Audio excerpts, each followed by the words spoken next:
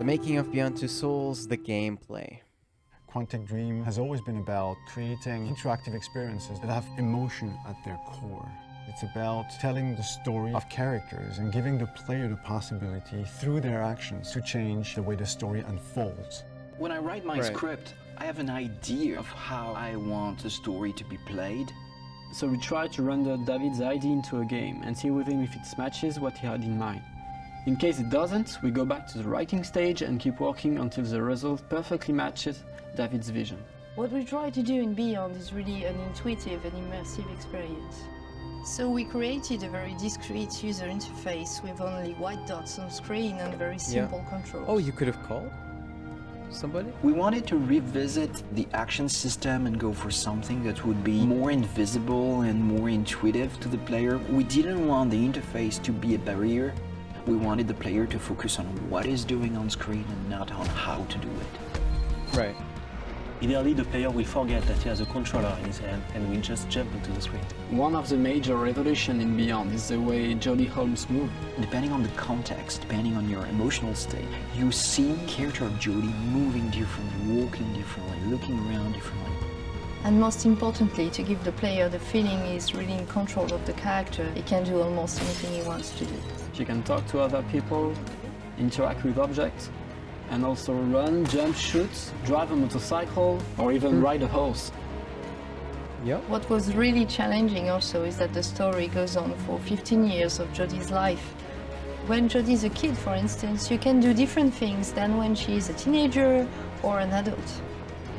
Giving this much animation to a character, it's really new. It has never been done to that extent, and it really makes the character come alive like never before.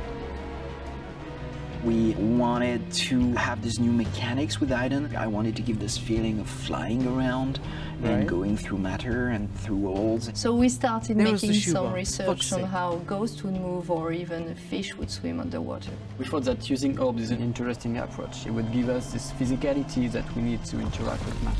It became really something natural to assign them to the two analog sticks and have to play with them, to focus them, or on the opposite, to split them apart. Right. During the process of this production, we made what we call user tests. You just watch people playing and you see where they succeed, where they fail. If a player don't get it right, it's only our fault. So we work very hard to be able to correct it and give the best experience possible. After each user test, it's meeting after meeting just to find the good solution to every single issue the player may have had. I guess what we're looking for with the gameplay is really to find an interface that will allow you to play live. And we try to get closer and closer of the ideal interface where you don't think anymore, you just do it. Holy shit, you could have jumped?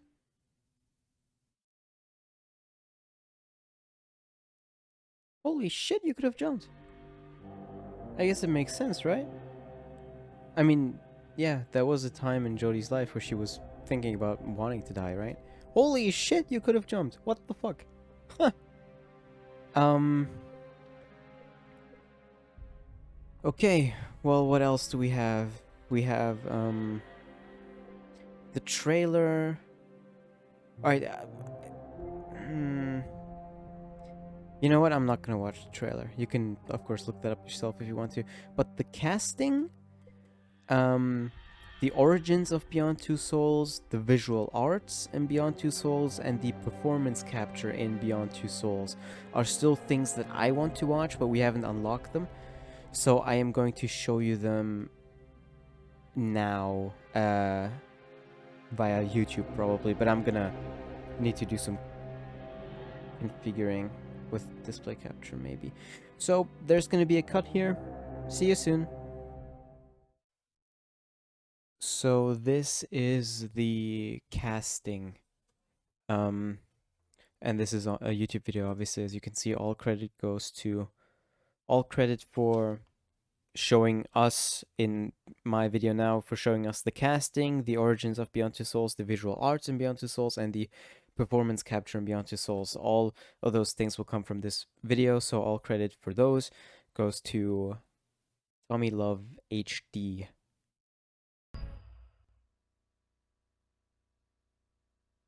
Apparently a casting is a technical demo of a virtual actor on the PlayStation 3 for Heavy Rain.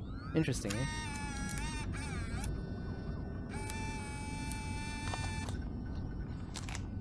There. I think it's a little too loud. Or Go it's gonna ahead, be take a a little seat. too loud. Can you give me your name and your age, please? My name is Mary Smith. I'm 24. Have you ever taken any acting lessons, Mary? Not really. I couldn't afford it, but I watch a lot of films and I learn so much by watching them. Have you shot anything recently? I've had a few bit parts, little things here and there, nothing very serious for the moment. I'm always too tall, too short, wrong hair. There's always something wrong with me. Okay, have you learned your lines? Yes. Nervous? Let's get started. Mark it, please. Casting Heavy Rain, actress Mary Smith, take one. And action. The first time I saw you, I knew you were the one. I thought these things only happened in the movies, you know? The pounding heart, the sweaty hands, and the shaky legs. I was coming out of the theater, and it started pouring heavy rain, so there I was, soaking wet, teeth chattering, freezing cold, and then you came up to me. You looked at me straight in the eyes, and you said, "Need an umbrella, miss?"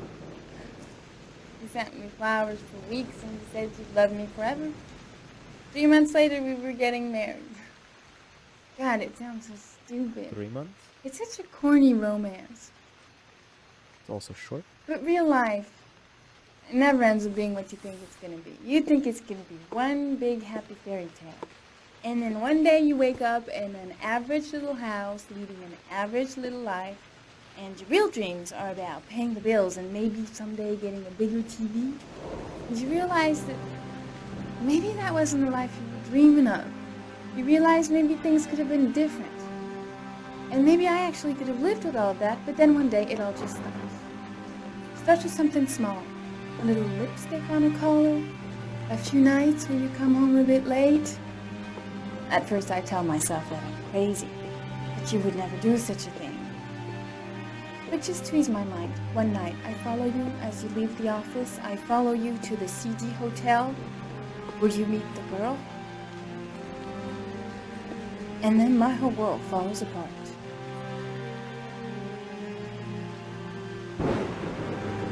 I come home and I cry for hours in my kitchen. I get the gun from the drawer in the bedroom, and I tell myself that if this is all that life has to offer me, then I can do without.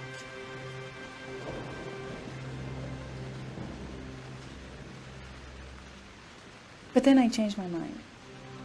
After all, I'm not the one who's cheating. So, quietly, I wait for you to come home, sitting in my average little kitchen. Obviously, when you get home, you don't suspect a thing, so I press the fucking gun against your forehead and I take a few seconds to watch the fear grow in your eyes. You tell yourself, she won't do it, she doesn't have the guts, she's just trying to teach me a lesson. But you are so wrong, honey. I sentence you to death for turning my life into a soap opera cliche, for stepping on my dreams, for not giving a shit about me all those years, and for lying to me and betraying me and humiliating me. I'm making an example out of you for all the assholes out there who think they can keep on fucking us over and over. Goodbye, my love.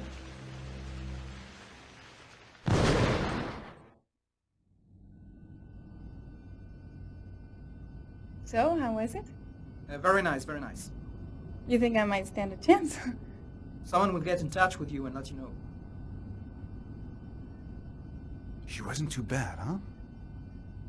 Doesn't matter, she's too tall for the part. Oh, for Next! for fuck's sake. Really? Come on, man. Yeah, that was the virtual actor demo for Heavy Rain, apparently. Oh, hold on. So, you may have noticed this is going to be a longer video, and all these tiny little segments of the bonus content are also, you know, especially the videos are a bit longer, but if you're interested in that, then enjoy.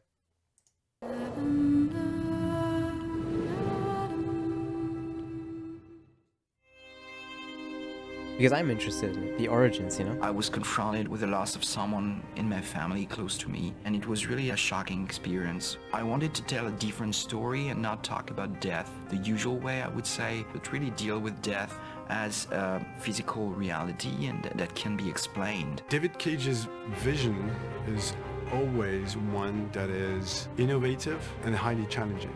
So each time we start out on a project, we see those giant mountains in front of us and think, oh my God, how are we going to do that? It took over a year to write Beyond. It was really challenging a collaboration because David is really passionate about writing and he always wants to push the envelope. You know, the concept is huge and there's, you know, incredible action sequences and locations all over the world, but there's also this like beautiful drama within. One of the challenges of doing this is because the player participates in the scenario, the possibilities of where the story goes is fantastic. We ended up with 2,000 pages document and we realized we had a very big project in our hands that would be very challenging to produce. It was a journey, right? Writing Beyond was a journey by itself. I like being around interesting people that are really innovators and are passionate about what they're doing. And I had that sense in how they approached me and what I saw in the design and how they were talking about how they wanted to shoot. It was strange because it felt so foreign to me, because it sort of felt like jumping off a cliff a little bit. Maybe that's just what I did. I just sort of jumped, I guess. It was exciting. You know, it was exciting in the sense that it was unusual for me. Everything was so unusual. I'm a true gamer. When I got the call and I was going to meet David, I was beside myself. When a project is someone's baby and they put so much time and so much heart into it, you really see it. And this is such a developed story, and this is going to make you feel and have emotion and go through a journey. So it's something I really want to get into. I think that's the other thing that's so exciting about this game is this female protagonist, not a female protagonist who's like, sorry guys, like has like big boobs and a tank top, you know, and is like running around with a gun. And I feel grateful that I can be involved with playing this female protagonist in this video game. It was really important amount of pages to shoot. In films, usually they shoot about 2 to 3 minutes a day. We had to shoot above 20 minutes. It's been shockingly emotional. You just don't stop. You just go and go and go and go. I've kind of really enjoyed that experience. It's been like weirdly kind of freeing. You walk by the performance capture space and it looks so tiny. And you look at that and you say, my God, all that stuff happened in that space today. When I say happened, it happened in your imagination and it happened in your intention. But it's a powerful feeling. It's so amazing that this is what I'm getting to do. I can't sleep at night. I go home and I'm just so excited that I'm coming back tomorrow. There's an aspect of motion capture that really skips to the chase and gets down to something very basic about performing. Go back to bed. With Anne and Willem, it's really like driving a Ferrari in a way. You need to be very precise as the pilot because whatever you ask the car to do, you will get it. But because they're so talented, they will give you something that will be fully consistent with the character and that will really bring something that you didn't think of. The pleasure for me as an actor is not interpreting something. It really is serving someone's vision and then making it my vision. And David, you know, is pretty inspiring. David's awesome to work for. I don't think I realized when I signed up for it just like how much of an incredible experience this was going to be as an actor. I mean, I really have nothing other than unbelievable respect for what he's doing, and just for whatever reason, totally just trust him, and just every day, just sort of go for it. Both Anne and Willem came on set with a lot of respect for the project. They really wanted to do the best possible job they could just to serve the project and serve the vision, and I think it's going to make the game much better. All right. PlayStation. Jesus Christ. PlayStation. Oh, okay. Man, so many in the motion capture shots, so many things that didn't happen in our playthrough, huh? Hold on. What was this? This was what the fuck did we just watch? Hold on. Next up is the should be the visual arts in Beyond Two Souls. or graphic arts. We as it's spent an incredible amount called of in the work video. on setting character design, because every single detail is crucial to tell this engrossing story. The sets and characters are very diverse, and the story stretches over 15 years. So the challenge for us was to achieve this diversity while keeping an organic look to it all, a visual coherence that makes everything fit together. So we start with a script. It's a really huge Bible describing all the location, the characters, and action sequence. We've done some mood boards. It's a kind of mix between many references. It could be picture, drawing, concept art. The artist's concept must give substance to ideas, and our objective is to give everyone a common document that we will share. There is a first shield that I did like this, and then I made many variations to show how it could react to effects. We grab many pictures, and after that we create what we call a pack design. A pack design is a kind of Bible linked to one sequence, one location, on one main character. The 3D production is starting from this point, and we can produce internally by the Quantic Dream graphic team, but also with some outsourcing partners. On Beyond, it's quite challenging to design characters because they are based on famous actors. So as to really recognize their faces and their profiles, we use a thorough technical process with complete body scan, higher detailed scans for the face, and a photo shoot which is very precise to have all textures and skin colors of the actors. We just use the 3D scan as reference because scanning someone is not magic. We go to 3D and start building, sculpting the characters. To work on the character emotion, I really lingered over the expression, the eyes, the mouth, the same places that we look when we speak to someone. On each one of these parts, we could put the camera very close and see the pores of the skin, see that there is texture on the whites of the eyes. Our ability to provide careful attention to each detail enables the gamer to focus on emotion and on the actor performance. Nothing's gonna stop me from seeing her. We produced various effects on characters because they needed to react to all the things they go through. It means underlining their sadness with believable tears when they're in distress. They're back. They're all around me. And injuring them when they get into a fight. These elements had to be visible yet subtle in order to avoid caricature. This required close collaboration with the team in charge of lighting in order to correctly highlight these details. Tell them to leave me the fuck alone, because next time, I'll kill everyone. In scenes with bad weather, or when the character goes through natural elements like a river, we must find the right balance between what visually happens in the background, what happens to the character, and even sometimes what can be visible on the camera lens, for example, water flowing on the screen. What was unique is being able to make Jodie evolve. We can follow her through many years, since childhood. Yeah. We build close to 70 version of Jodie. She experiences so many moments that we could make her character very distinctive according to the period of her life. We have to propose a particular and different emotion through each version of Jodie. So we spend many time with the artist concept and fashion designer to dress, to see how we could change the haircuts of an actor to make him younger or older in a consistent way. One of the main challenges was to make Jodie look younger. We had very few references, and it was very delicate work because we didn't know if we were getting it right. When we put the trailer online, Ellen came back to us and told us her mother had recognized her at the age of 9. That's the best compliment we can receive as character artists. Cool. Hello, Jodie. Come in. In Beyond, we follow mainly Jodie and also our close relation, for instance, Dawkins. I thought it would be a good idea for us to have a little chat, get to know each other a little better. We can see him growing and reaching maturity. He begins as a laboratory scientist and he finishes by directing a whole department. We wanted to give him a paternalistic side with Jodie, and at the end, an authoritarian aspect. Yeah.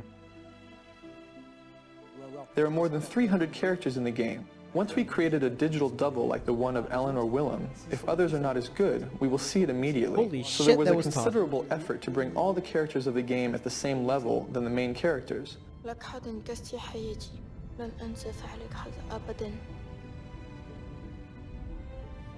The highlight of Beyond was to go through an epic journey with Jodie, spanning 80 different set pieces.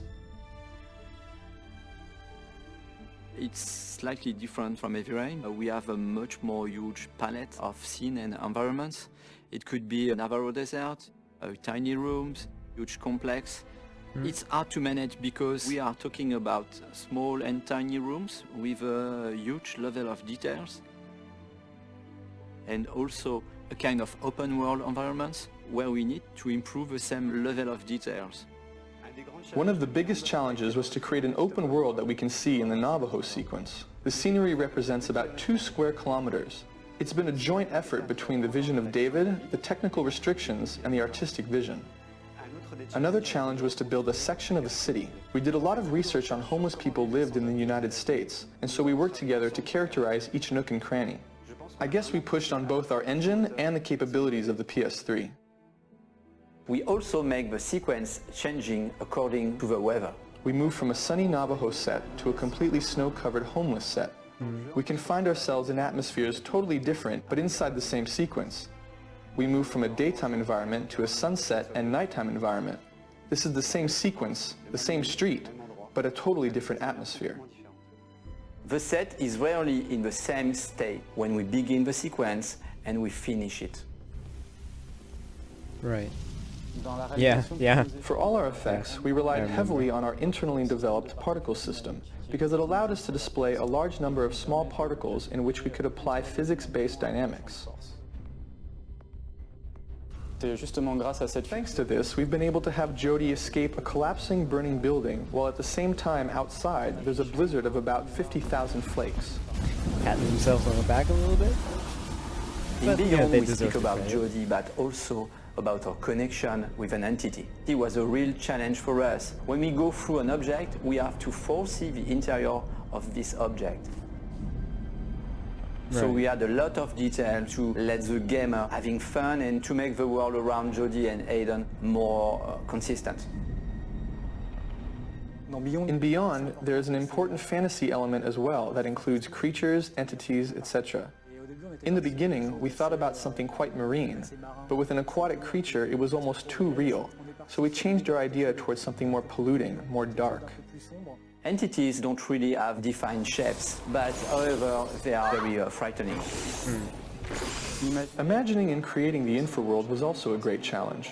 We had to think of a plausible, aesthetic way of representing what lies beyond. Souls disintegrating and taking shape again, for instance. Right. Beyond is a very challenging project. Everybody in the team tried to push hard the limits of the PS3 just to be able to recreate this journey in the life of Jodie Holmes. Right. Yeah, I mean, remember, originally all this came out... Originally, they did all this in 2013. Of course, on the PC now, the game overall looks better, but still, you know, everything really, really impressive for PS3 era. So, next up, and should also be the last thing for the bonus material in-game, is the visual arts. No, sorry. Sorry. Performance capture. It's the performance capture in Beyond Two Souls.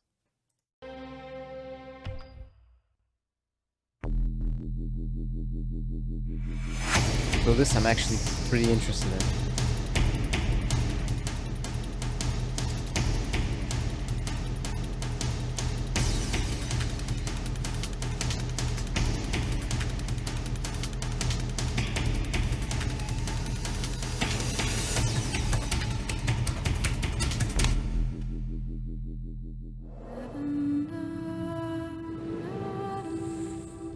Capturing performance. Every second of movement you see in Beyond is motion capture, ranging from simple in-game motions, walking, turning, all the way to stunts, fights, four-person fights on train roofs, to performance capture, to full facial and body capture at the same time. It's not your call, Aiden.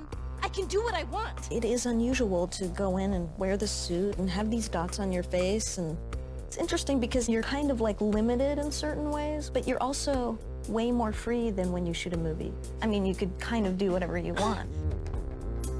The games we make at Quantic Dream are based in reality. Everything that actually happens in real life has to happen in our game, and the only practical way to get that is to capture the real thing. We have to rebuild the world out of cardboard and tape and foam. We have to make sure it matches what's in the game, and we have to make sure that we can actually capture with it, because there are limitations to motion capture. So we have these very strange props that look really miserable, but they respect exactly the dimensions of the real set in 3D in the game, so all the contacts are fine. We can't use a car door in motion capture because it's shiny and it's really heavy. We can't see through it, so we have to build the approximate of a car door, but it has to at least have some of the real properties of a car door, because just closing a cardboard doesn't play the same as a real car door. You're in a car, and it's this ridiculous looking thing made out of 2x4s with a, steering wheel. I'm a guy that likes to, when I'm going through a casual environment, I like to have my hands in my pocket.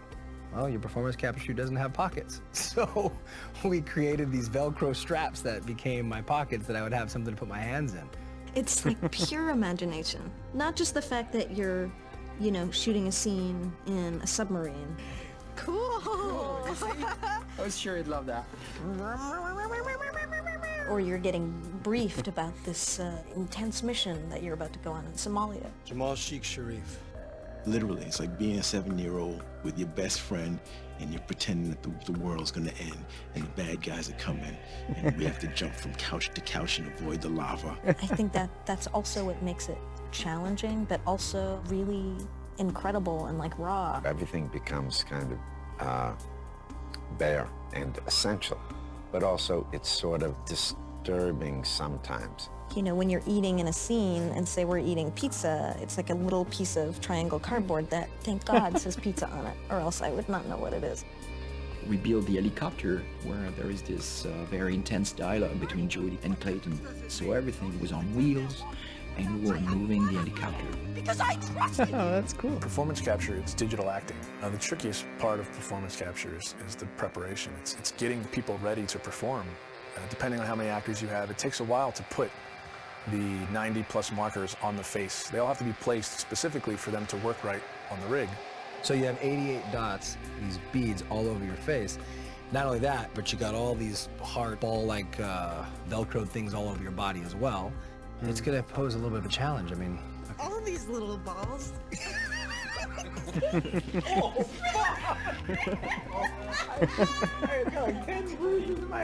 Everything's very refined because they want to have a vocabulary to play with. So you try to be the material. You try to give them as much as you can. In our game, we have dozens of hours of animation. Capturing everything demanded an enormous amount of focus of the team to shoot almost every day during 1 year, and then of course treating all this data, bringing it to the character in the game. Jodie, where are you? Turn back. The game itself really requires emotion and subtlety, and I think there's no other way to capture all that than the way we're doing it. They rely on each other. We couldn't get this performance without performance capture, and it wouldn't be worth getting unless it was from these people. It's a really great mix of technology and talent. All right. So, that was everything for the bonus content. We're gonna go over the achievements we got in our playthrough, but for the bonus content, this should be everything.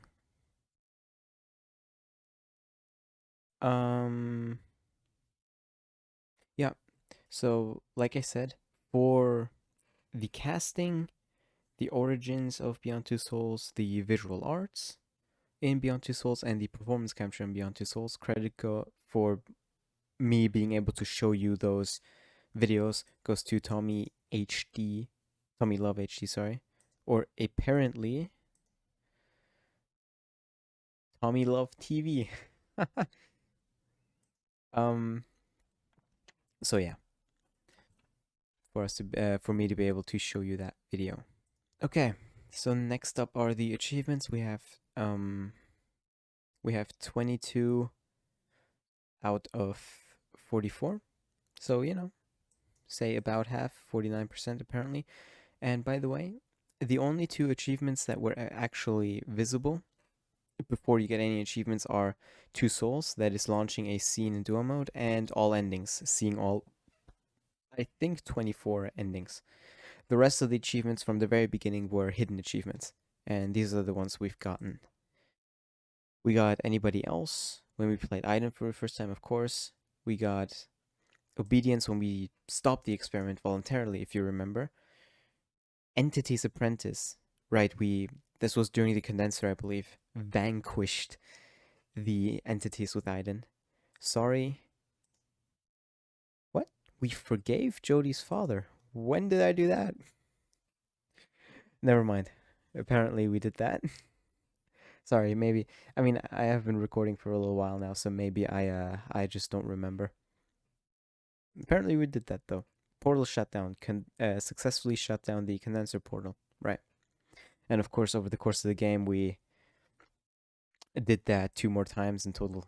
3 portals, 3 condensers, successfully destroyed by us. But this one was for the first one during the condenser. Perfect Soldier completed most of the physical training successfully. Yep. Fight Apprentice won every fight whilst taking less than 5 hits. Every fight? Hell yeah. Or maybe only every fight within the welcome to the CIA scenario. Clean job. Shut down the monitor and finish the mission using only Aiden. Oh, that was during the embassy. Of course, there is this. Stealth Master made it to the cathedral without being spotted. That's right. During the mission. Catch Me If You Can. Escape the train without being arrested. During Hunted, that's right. Yeah, well, later we were arrested in the forest, though. So it didn't make much difference, but we got that achievement.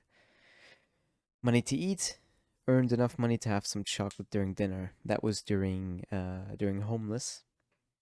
And yeah, we robbed an ATM machine. Like, dude, come on. That's not that's not the biggest. It's an ATM machine. We didn't actually steal any money from any individual, right? So, and we got some chocolate during dinner. So that's wonderful. And Menacing Girl successfully performed the entire ritual. That's right. During Navajo.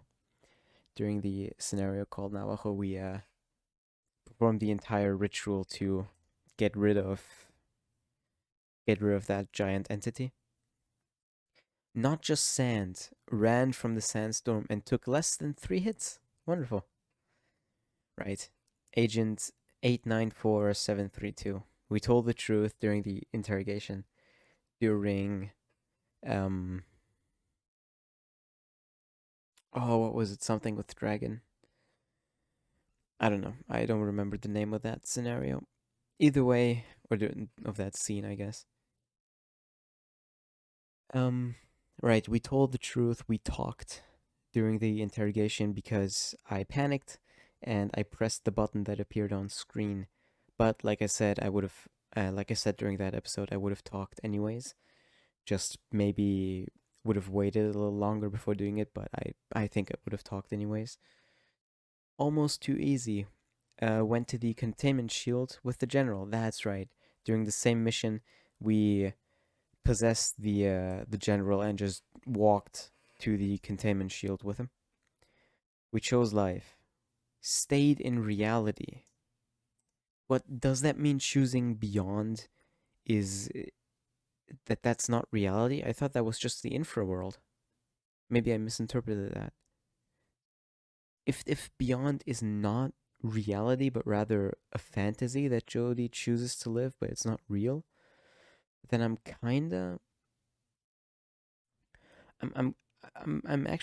glad, like even more glad that we chose life then, because I want to stay in reality. We convinced Dawkins. Yeah. Why do you keep referring to him as Dawkins? Just fucking say Nathan.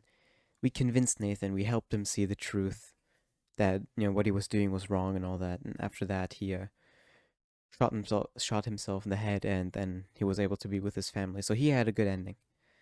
Of course, because of his actions, 283 people died. I think 84, maybe 82, during that incident. But oh well. black sun down, we deactivated the black sun. Yeah. Like the majority of players. I think there was like 2% of players that didn't do that. I don't know. The end. One possible reality has been uncovered. Never Alone started at least one romance. Entity's master was victorious in every battle with the evil entities. We never lost one. Oh yeah. So that was all. You can see the times where I unlocked them. Yeah, I tend to play kind of late. Um, yeah, so that was the achievements, and that's gonna be the last of this episode. Because I don't think there's anything more to show. Um, maybe there was a small segment in the beginning of this video where I talked about it. We'll see. But I didn't do the additional experiments, which was an option in the main menu. Because as far as I know, that's just like extra gameplay puzzles where you have to do shit with Jodie and Aiden, but it's not actual. I don't think it's canonical, and there's no actual story in it, so I skipped that because I don't want to do that. So that won't be in this video, but yeah. Anyway, so that's it for any additional content except for those experiments, and that's it for this playthrough. It's been a lot, but it's been fucking amazing. And I can't stress it enough, I fucking love this game. I will see you all in the next video. Goodbye.